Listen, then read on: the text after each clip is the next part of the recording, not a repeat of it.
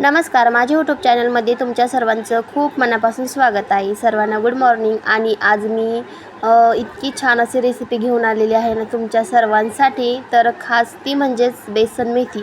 तर तुम्ही म्हणजे खाल्ली असेल किंवा नसेल खाल्ली, जर खाल्ली असेल ना तुम्हाला माहीतच असेल की ती छान लागते म्हणून.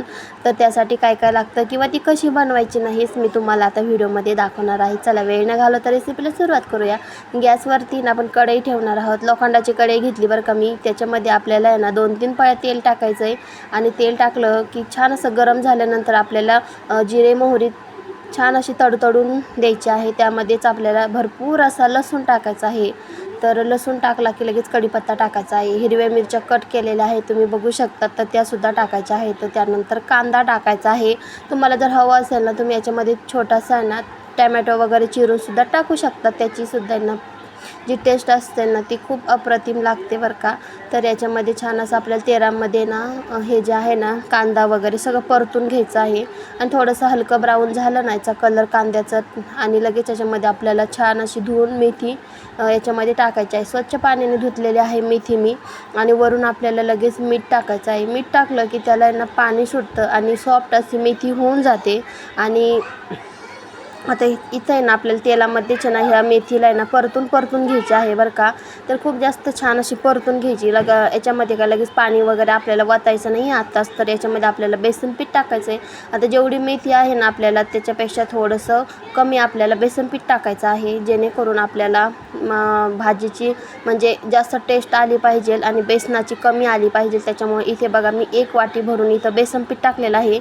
आणि हे बेसन पीठ जे आहे ना आपल्याला पाण्यात खलून वगैरे टाकायचं नाही, ते असंच जे मोकळं सुटसुटीत आहे ना तेच टाकायचं आहे. आता इथं मी हळद टाकून घेतलेली आहे बरं का, तुम्ही बघू शकतात. आणि छान असं आहे ना याच्यामध्ये पाणी नंतर टाकायचं आहे आपल्याला. तर ह्याच्यामध्येच ना आपल्याला मीठ टाकल्यामुळे ना भाजीला पाणी सुटतं आणि बेसन पीठ छान असं याच्यामध्ये ना ऑब्झर्व होऊन जातं. आता तुम्ही बघितलंच किती छान असं झालं बघा. आता याच्यामध्ये मी ना पाणी टाकून घेतलेलं आहे. तर इथं मी ना थोडंसं नॉर्मल गरम पाणी केलेलं आहे, कारण मग जे बेसन पीठ जे आहे ना तर ते आपल्याला असं गुठळ्या होणार नाही त्याच्यामुळे आपल्याला नेहमी गरम पाणी वतायचं असतं बरं का. तर हे बघा आपल्याला जेवढं पातळ किंवा जेवढं म्हणजे घट्ट हवं आहे ना म्हणजे बेसन, तर तेवढंच आपल्याला त्यानुसार पाणी ओतून घ्यायचं आहे. आणि बघा छान असं उलटण्याच्या साहाय्याने आपल्याला ह्याला हलवून घ्यायचं आहे. आणि ह्याची खरंच टेस्ट आहे ना अप्रतिम आहे. आणि हे बेसन खाल्लं ना तर खरंच खूप छान वाटते. आणि याच प्रकारे ना बेसनाचे खूप जास्त प्रकार असते, तर जसं की लसूण मेथी किंवा लसणाची जी पात असते ना तर ती टाकूनसुद्धा आपण बेसन करतो. आणि ते बेसनसुद्धा आहे ना खरंच खूप छान लागतं. त्यानंतर आपण कांद्याची पात टाकूनसुद्धा बेसन करतो. इथं मला थोडंसं आहे ना घट्ट म्हणजे पातळ बेसन पाहिजे होतं, त्याच्यामुळे मी अजून थोडंसं पाणी याच्यामध्ये ॲड केलं आहे, तुम्ही बघू शकतात. आणि हे बघा मस्त असं घटून आपल्याला हाटून घ्यायचं आहे. आता कन्सिस्टन्सी ना आपल्याला एवढीच ठेवायची आहे, जास्त पातळही नको आणि जास्त घट्टही नको. यानंतर आपल्याला वरून अशी छान अशी बारीक चिरलेली आपली गावरान कोथिंबीर याच्यावर टाकून घ्यायची आहे. आणि हे काय टाकले तुम्ही म्हणताल, तर हे आबडधोबड शेंगदाणे आणि लाल मिरची असते ना तर ती वाटलेली आहे आपण.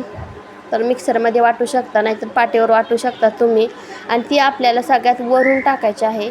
आणि हे जे दाताखाली येतं ना मग शेंगदाणे लाल मिरची ह्याची जी चव असते ना ती खरंच खूप भारी लागते, अप्रतिम लागते. तुम्ही नक्की ना एकदा अशा प्रकारची बेसन मेथी करून बघा आणि मला कमेंटमध्ये सांगा कशी झाली आणि काय झाली म्हणून. तर तुम्हाला माझी रेसिपी आय होप आवडलीच असणार आहे, माझी आजची रेसिपी. तर इकडे बघा छान असं आहे ना आपल्या बेसनला थोडेसे बुडबुडे यायला लागले, म्हणजेच आपलं बेसन आहे ना तयार झालेलं आहे. परत एकदा मी हलवून घेते. आणि बघा हलवून घ्यायचं म्हणजे खाली लागणार वगैरे काही नाही. तशी तर कढई आपली जी असते ना तर ती आपली कढई ना जाडा घेतलेली मी. तर तुम्हीसुद्धा जाड कढईच घ्या. आणि आता लगेच गरम गरम बेसन मेथी खायला बसायचं आहे. त्यासोबतच आपल्याला चपाती किंवा ज्वारीची भाकर, आपल्याला त्याच्यासोबत कांदा काकडी वगैरे आपण त्याच्यासोबत खाऊ शकतो. आणि हे बघा ना किती छान दिसत आहे ना.